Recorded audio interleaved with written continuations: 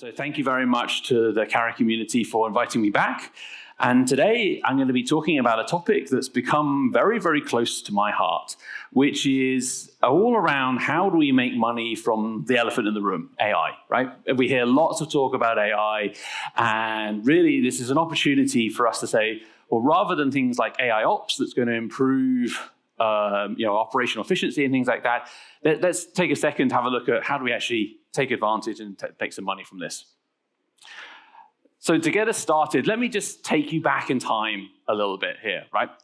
So if we go back a couple of hundred years, there was this amazing invention called electricity, right? And it could do really cool, innovative things like light homes and light electronic devices and things like that. But really, the marvel about it, or the where it generated huge amount of opportunity and value, was actually when two individuals, Tesla and Westinghouse, figured out how to transmit electricity. Because before then, it was just a nice little science experiment in your home or in a lab. And they built the grid, they built that infrastructure, and they connected everything up. And that's when electricity generated this huge value for the global economy. Now, I think AI is in a very, very similar place like right now, where we've proved that AI can generate these amazing things, more than just cat videos, I promise. It's really generative things in terms of healthcare, financial services, many, many other areas. But it's really now down to people in this room and this ecosystem to build out those networks that we can start to really drive value. So today, I'm going to talk you through three key things with that context. One is around, just give you a bit of a view of where we see data centers right now and the landscape and what's going on. Then let's have a look at the networks that are being built to connect those data centers. And then finally, how are service providers and others in this ecosystem actually creating value and generating income based upon AI. So let's have a look at the changing DC landscape at the moment. Now, I think there's a really interesting boom going on right now, and you only got to pick up a newspaper outside of our industry press, and you just see every time you read the business press, there's a new data center being built, or a new investment, or something else that's driving a huge amount of column inches. And obviously, a lot of that is being driven by the hyperscalers, particularly the big 4 or 5, depending on how you classify them. And this chart just shows you, that huge growth, right, on the left-hand side. Over the last 3, 4, 5 years, those hyperscalers have invested a huge amount of money, particularly in places where there's availability of space and power, moving away from those traditional urban areas where they've got eyeballs.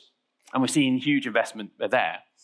We're also seeing a similar level, but obviously from a lower base from those second-tier providers, the likes of Oracle, Alibaba, Tencent, and those others as well. But I think the most interesting thing that we're seeing right now is this new wave of cloud providers, which we've called neoscalers, but some people call them neo-clouds. They're also got many, many other names. But essentially, these are the guys that have come typically from a sort of crypto or Bitcoin mining environments where they had large deployments of GPUs. But they've pivoted their business model, and they're now offering those GPUs as a service. And they're building out huge investments in places all around the world. So in Europe, where I'm based, there's a huge investment in places like Norway, the Iberian Peninsula, but also we see a huge amount of opportunity in the Middle East in places like Saudi Arabia as well. And just to highlight that at a global scale, we've got this AI factory boom going on right now. So in the US, you've got Stargate, which some of you may have heard of, where there's $500 billion in being invested. But there are many, many other projects around the world, including Stargate in Norway, the EU factories. Closer to home here, you've got UAE Stargate, and obviously Humane, and obviously investing there as well. But the challenge with all of these investments is, as somebody once said to me, and I love the phrase, I'm not going to claim credit for it, but a data center without connectivity is just a shed, right? So I think really now is the opportunity to look at well, what does that mean for the networks that need to connect up to all these locations where there's space and power? Because many of these locations historically didn't have that level of connectivity in the past. You say we're moving away from those urban areas. So let's look at those network requirements. And this was touched on a little bit this morning during the CEO panel, but there's two main types of network requirements of AI. One is on the training side, and the other is on inferencing. So let's take training for a second. Training is where you basically are putting as much data as you possibly can, typically into a single location. So take OpenAI, for example. They've got one data center in Ashburn, Virginia, and they're plowing a huge amount of capacity to get all the bits of data into that particular model, and they're building that model and learning from it. So from a connectivity perspective, that requires essentially a big, massive pipe, right? It's very spiky data, but it's a huge amount of capacity. On the right-hand side of the chart, you've got inferencing. This is the newer model that's coming through, or newer application, where you as individuals or enterprises are interacting with those models, and you need that typically in a much more latency-sensitive type environment. It's much more sensitive to things like jitter. Now, let's be honest. If you're just going onto Gemini or ChatGPT and you're saying, write me a script for my GCCM presentation or create a cat video or something like that, it's not particularly latency sensitive, is it? Let's be honest. However, as enterprises move to pharmaceuticals needing new drug developments, or financial services looking for fraud, those latency sensitive applications are going to come more and more to the front. And then to unpick that in a little bit more detail, I've got 4 use cases here that we're seeing that are reshaping our industry, right? So the first one on the left is connecting up all those data centers. So I talked about before, right? In Saudi Arabia or in Norway, Iberia, Kenya, these are all countries, historically have not had the biggest amount of investment in terms of data centers. So you need to build out brand new infrastructure, connectivity infrastructure to connect up those data centers. And the other element, of course, is once you've built out those and you're now starting to do more inferencing, you need to have larger pipes with much more east-west type traffic between the enterprise and those edge locations for inferencing. And that's where enterprises are going to be consuming those models in a bit more detail. So those are the 2 use cases that we're seeing the most at the moment. And then the third one, which is starting to come through, we're starting to see some interesting new pilots, is this one on autonomous M2M or machine-to-machine interaction. And this is where there's no human interaction. And you saw the example of MasterCard, for example, came out this year with a payments method for buying tokens. And you go, why is that interesting? And it's because to buy those tokens, you want to have a very seamless, autonomous interaction that's all happening in the background. And so that's why this is becoming a more evolving, and that's just one example of a more evolving use case. Now, in the future, I think we're going to see much, much more personalization. We've all had lunch, so let's do a little bit of quick participation. Who has used Gemini, ChatGPT, Copilot to help them with their work at the moment? Quick show of hands? Probably about half the audience. Okay. So that's that text-to-text type response, or you're getting a quick response from that. But I think the interesting thing that we're starting to see more and more of is this personalization, where, for example, you're traveling to Muscat on business and you're in your hotel room and you sit down on the bed, you turn on the TV, and it gives you a completely personalized experience depending on your mood, what things you like. Do you like dramas? Do you like horror? Do you like comedy? And it builds the whole story and a whole ecosystem behind that. And that personalization is where we're going to see more and more of these AI interfaces. But to be able to do that, you're going to need a lot of data traveling, again, very much in that east-west part of the network, in the access particularly, that we've never seen before. So the network is going to be the foundation of the AI infrastructure that we're going to see in the future. And the interesting bit here is, if we take a step back, for those who were in the room with IDC earlier this morning, they talked about this year-on-year growth of data. And their numbers were very similar to some of the numbers I've seen in the past, where BAU data that we've used to in the last 10 years has grown anywhere between maybe 25 and 40% year on year. But there's obviously a huge amounts of wide variation of what the consensus is. But if you then add on these new AI applications and net new data generated by AI, the numbers range anywhere between 70 and 140% CAGR over the next 5 years, on top of that 25 to 40%. And so to do that, you need to build brand new AI infrastructure to cope with that level of capacity. And a great example of this is the quote I have down here.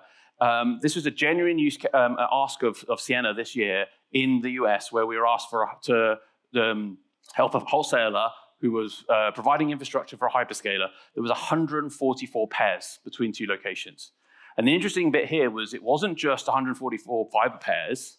They wanted to scale that up to 432 in the future. But day one, it was full fill C and L band on 144 pairs. So the capacity that is being required for this is just something that we've never, ever seen to that level before.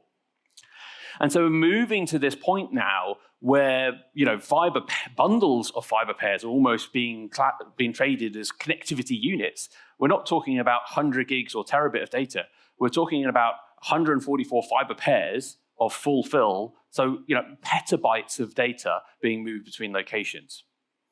And the interesting bit here is, as we said before, it's around getting that data into locations that we've not historically seen in the past. And obviously, we don't just want one route or even two. Quadversity has become the new norm for many of these hyperscalers and baby scalers. And being able to anticipate where those new locations are going to be, having that vast capacity, having multiple routes across all layers of the stack are going to be more and more important in the future. So I hear you say, well, where am I going to build, right? And this is going to be a challenge. It's going to be a massive challenge. And mastering that, those different elements is going to be key to success in the future. So this is an example of where, in this region, for example, we're seeing these strategic corridors being produced. And again, this was touched on a little bit this morning, where you've got new routes through Kuwait and Iraq. You've got these new strategic corridors across the KSA between Muscat and Salalah to provide much more redundant routes and much more of that meshy architecture to take advantage of those use cases I mentioned earlier, and the massive capacity. A lot of the fiber infrastructure that you see historically here in this region may be 15, 20 years old, and also many of it is buried in the sand. So upgrading that to duct and to the latest generation of fiber, even considering new types of fiber like multi-core, hollow-core fiber, is where we see a lot of interest and a lot of investments going on at the moment. Widening out from this, you've got huge investments in new cables. Again, it was touched on this morning. So things like the W cable, which doesn't even actually touch this region, but again, just provides more narrative to why the diversity is going to be increasingly important. Okay, so I've talked a lot about the network, what the network architecture needs to be. Now let's talk about what I promised you right at the beginning. Let's talk about how you can actually take advantage of this and tailor your services or portfolios to meet some of these AI needs. And the thing, number one, if you walk away with nothing else from my presentation today, I'd like you to think about this. Don't think of connectivity. Think about selling the outcomes for AI. Now, I know that's really difficult for many people in this room. I spend my life with salespeople in carriers, and I mean this with the greatest respect to all of them, is they're very happy selling point A to point B at whatever capacity. Now, what we need to do is we need to elevate that conversation to understand what is that wholesale provider, what is that enterprise looking for, or the hyperscaler looking for, and selling that outcome rather than just X times 400 gig. Let me give you some examples of where we've seen this around the world. So the first example I would draw your attention to is Aurelion. So Aurelion, large wholesale provider based in the Nordics in Scandinavia, but has footprint across Europe, a little bit into the Middle East, across the Atlantic into North America.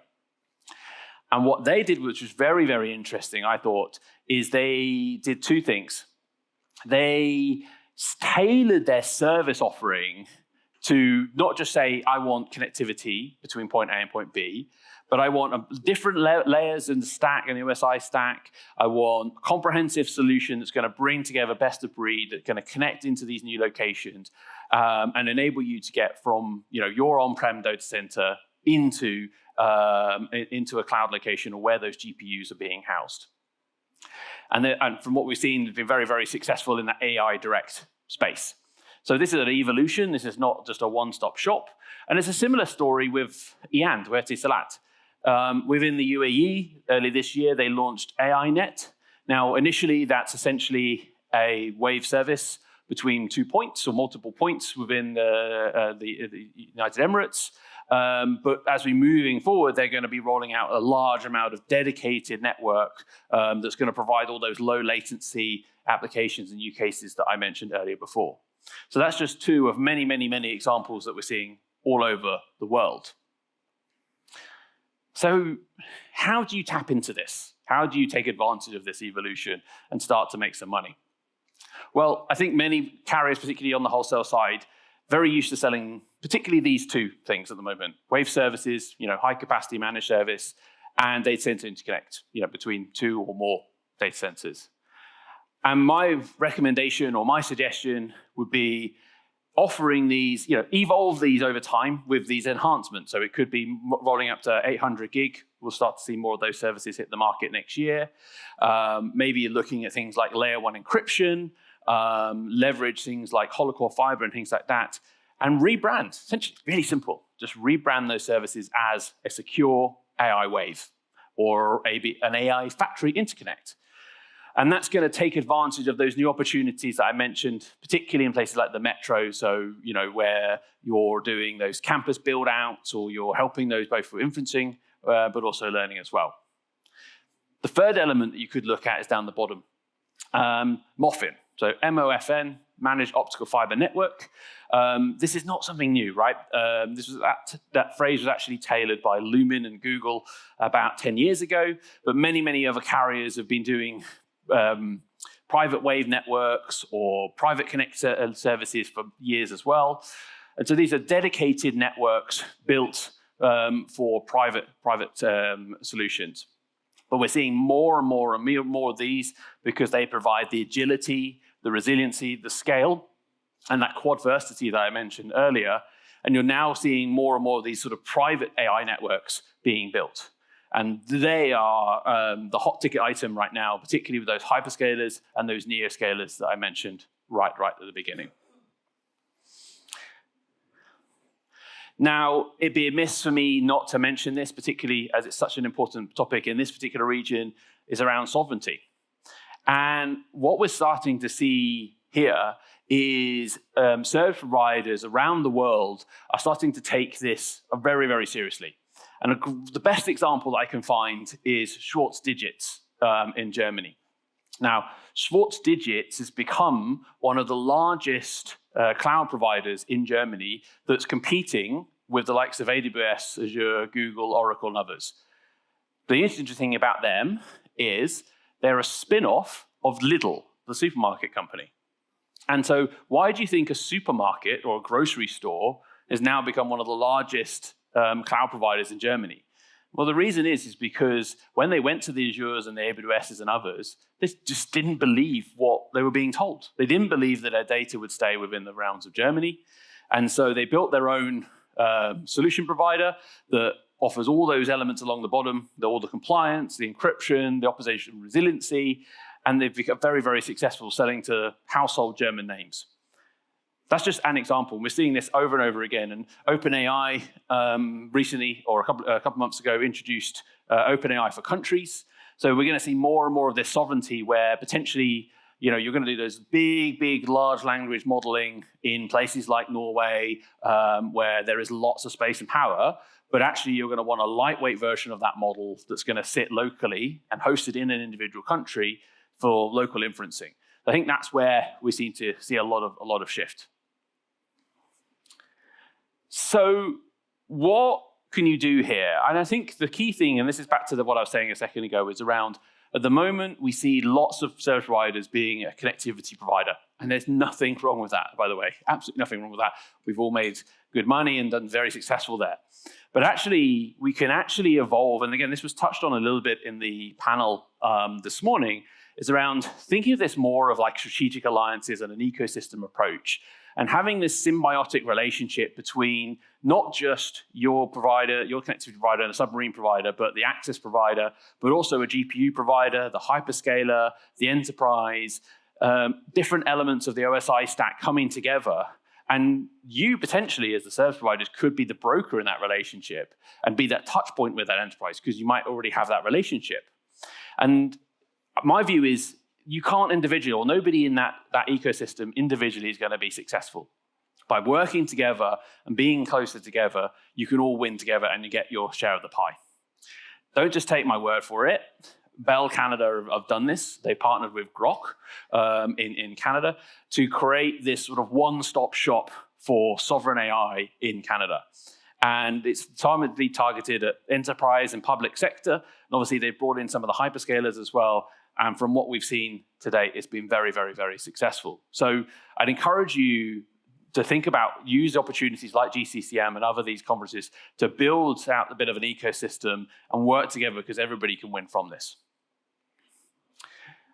So finally, I'd leave you with these 3 key things. Stop selling just connectivity. It's okay, but if you want to really take advantage of this market landscape, if you really want to drive this once-in-a-lifetime opportunity where AI is coming in, talk about outcomes and solve for that. Make sure that sovereignty is an important element of your play. You often have lots of local network. You might have some access or partnerships with access providers. Work with them, work with those neoscalers, and I think together you can be very successful and all together in that ecosystem in building this AI-ready infrastructure. Well, thank you very much for your time. It's been a pleasure again to speak to you again. Thank you to Carrier Community. If you would like a copy of the slides, please use the QR code here. And obviously, we've got a few minutes left to take any questions. Thank you very much.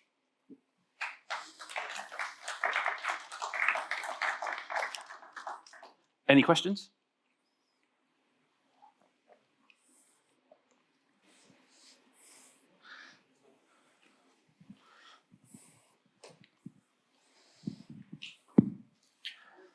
Hi, Will. Hi, Willie. Yep. Oh, sorry. Yeah. So thanks for the presentation. Could you just go back a few slides on the AI offering that the 2 customers presented, right? The 2 customers, so the Aurelian and Netislat? Yeah. Yep. So other than high capacity, right, and low latency, are there any value-added stuff that Ciena is doing for this connectivity? So we're providing, in the case of in this top one, we obviously, as you said, providing that high capacity service. We're also providing the layer 1 encryption as well. So it's that secure AI Connect, which I was talking about before. But again, I'm not standing here saying that Ciena is the solution here. We can all do this together. So in this case, they offer an IP service as well, which Ciena is not involved with. So it's a mixture of all different technologies, different connectivities, because again, everybody can win from this, right? But obviously the high capacity, yeah, that's where the Ciena sweet spot is. Now, with regards to the area of inferencing, do you see on-demand type connectivity being part of the offering as a solution? Yeah, absolutely. I've not talked about it too much here, but around touched on it a little bit here, but not talked about it too much. But I see things like, if you look at the wholesalers across Europe, you're starting to see pre-provision capacity becoming the norm, where they're able to deliver services in less than 5 days, and in some cases less than a day. And that's true automation through a portal. So you go in the portal, I need 100 gig between 2 locations, pre-provisioned, it sets up. So I almost see this as almost like a crawl, walk, run situation where that's the initial stages.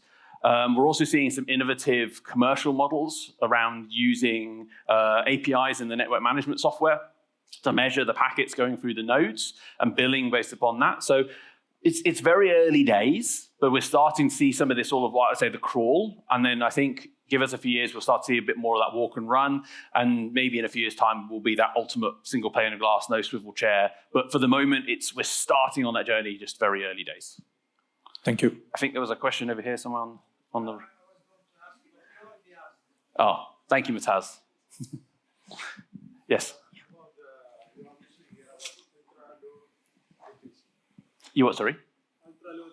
Yes. So how that will be, you mentioned in your slide regarding the ultra low latency. So how that is be going to implement or going to be in the...